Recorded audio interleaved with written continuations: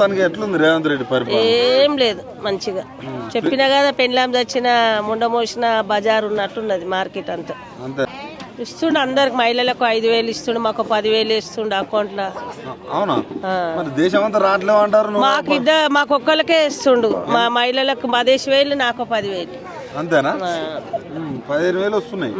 పింఛనే 15,000 అంటే బ్రహ్మాండంగా ఉన్నది. మళ్ళీ ఏమనుకుంటున్నావు? పెళ్ళాం ముండ మోసినట్టు వచ్చిండు వాడు. కాంగ్రెస్ పార్టీ పో, అడ్డమైన కాంగ్రెస్ ఏమన్నా ఉందా మంచిగా? పెళ్ళాం ముండ మోసి కూర్చుంటది మూలకు, అట్లా అయిపోయింది రాజ్యం అంతా. పిరాన్ పిర్లమన్ను పోయా ఎవడు పోతాడని బస్కు ఎవడు పోతాడు? ఏం అవసరం లేదు మాకు, మేమే వాడిని చేస్తాం కోటీశ్వర్ దించేస్తాం. ఇక ఆగు 4 రోజులు. నువ్వేందమ్మా దించేస్తావు అంటారు? మహిళలందరూ ఓట్లయితే మళ్ళీ నేనే ముఖ్యమంత్రి అంటాను. కానీ ఏ సీట్ ఎక్కుతాడో చూద్దాం. వాడు ఏ సీట్ ఎక్కుతాడో చూద్దాం. అంతేనా?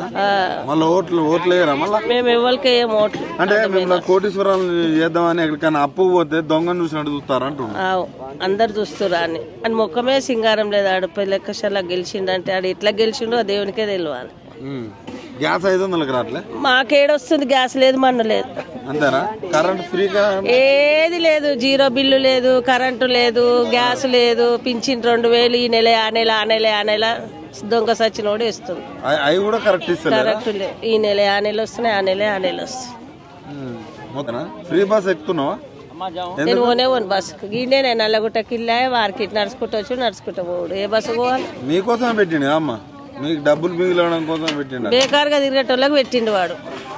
బేకారుగా తిరుగుతారు చూడు, ఇక్కడ అక్కడ రోడ్ల మీద.